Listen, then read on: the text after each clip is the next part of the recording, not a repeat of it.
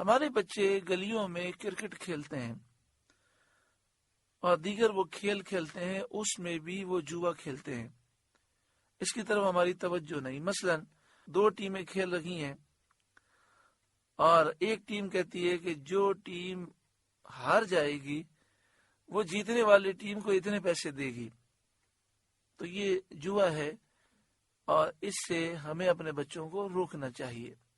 یہ چند مثالیں ہیں، اگر آپ غور کریں گے تو بے شمار جوے کی اقسام پائی جاتی ہیں۔ اس نے ہمارے معاشرے کو تباہ کر دیا۔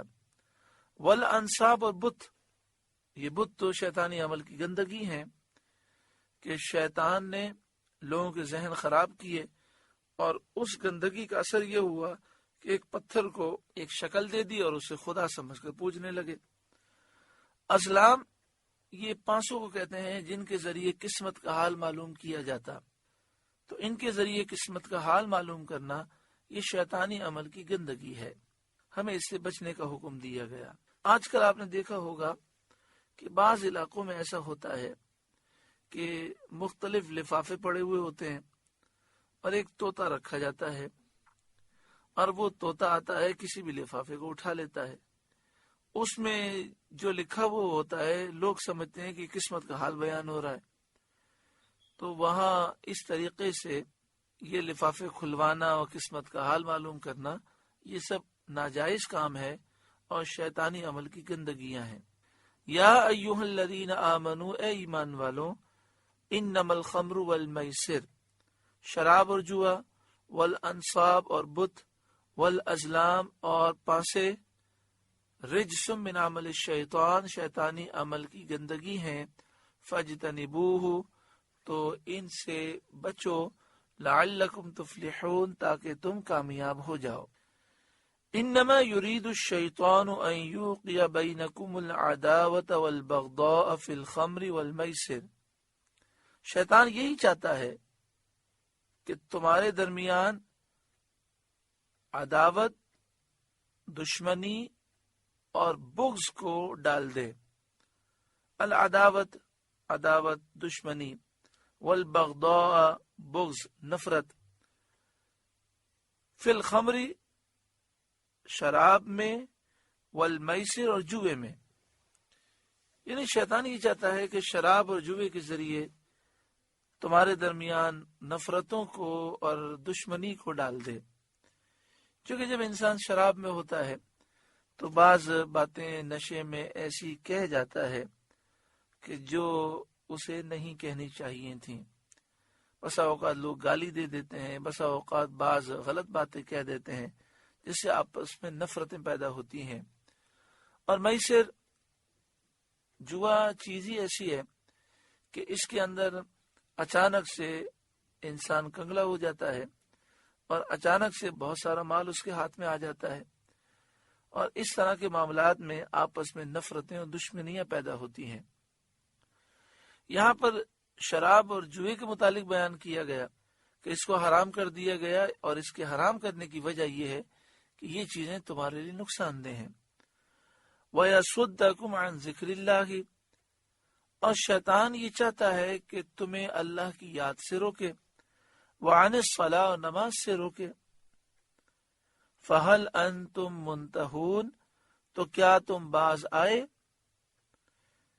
اس آیت میں شراب اور جوے کے نتائج اور وبال بیان فرمائے گئے کہ شراب خوری اور جوے بازی کا ایک وبال تو یہ ہے کہ اس سے آپس میں بغض، عداوتیں اور نفرتیں پیدا ہوتی ہیں، اور جو ان بدیوں میں، گناہوں میں، برائیوں میں مبتلا ہو وہ اللہ کے ذکر اور نماز کے اوقات کی پابندی سے محروم ہو جاتا ہے۔ وَأَطِيعُوا اللَّهَ وَأَطِيعُوا الرَّسُولَ وَاحْذَرُوا، اللہ کا حکم مانو اور رسول کا حکم مانو اور ہوشیار رہو، گناہوں سے اپنے آپ کو دور رکھو۔ فَإِن تَوَلَّيْتُمْ، پھر اگر تم پھر جاؤ، اللہ اور اس کے رسول کی اطاعت نہ کرو، فَاعْلَمُوا، تو خوب جان لو، انما علی رسولنا البلاغ المبین، ہمارے رسول کا ذمہ صرف واضح طور پر حکم پہنچا دینا ہے۔ یعنی جب رسول صلی اللہ علیہ وآلہ وسلم نے اللہ کا حکم صاف صاف پہنچا دیا تو ان کا جو فرض تھا ادا ہو چکا. اب جو اعراض کرے گا وہ عذاب کا مستحق ہوگا. جب یہ آیات نازل ہوئیں تو اس سے پہلے مسلمانوں کے لیے شراب حلال تھی، اور اس قدر شراب سے انہیں محبت تھی کہ اٹھ کر پانی کے بجائے وہ شراب پیتے تھے، اور جب تک جاگتے رہتے شراب ہی پیتے رہتے.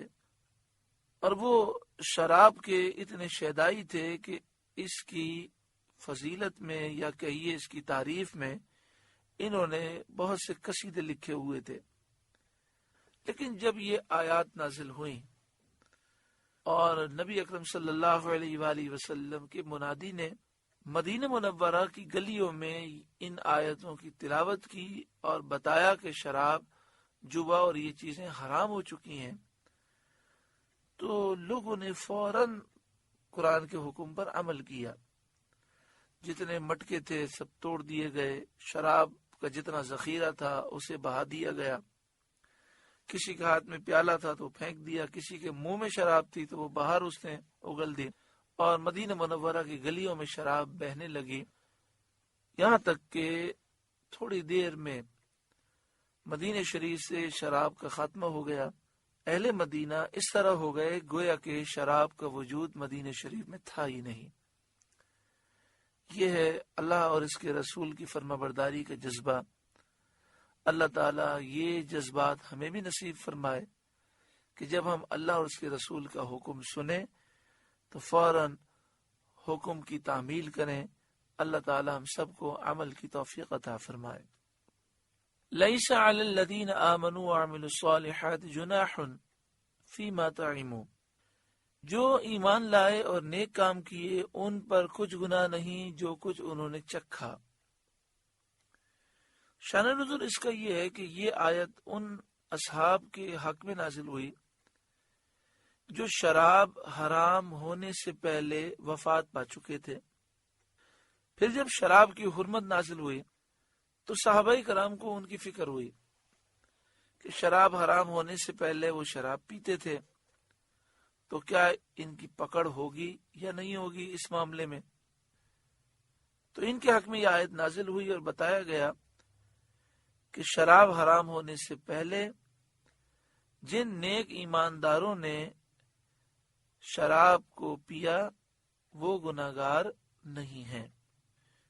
اذا متقوا وآمنوا، جب وہ ڈریں اور ایمان رکھیں، وعملوا الصالحات اور نیک اعمال کریں، ثم اتقوا پھر ڈریں، وآمنوا اور ایمان رکھیں، ثم اتقوا پھر ڈریں، واحسنوا اور نیک رہیں، واللہ یحب المحسنین اور اللہ نیکوکاروں کو دوست رکھتا ہے.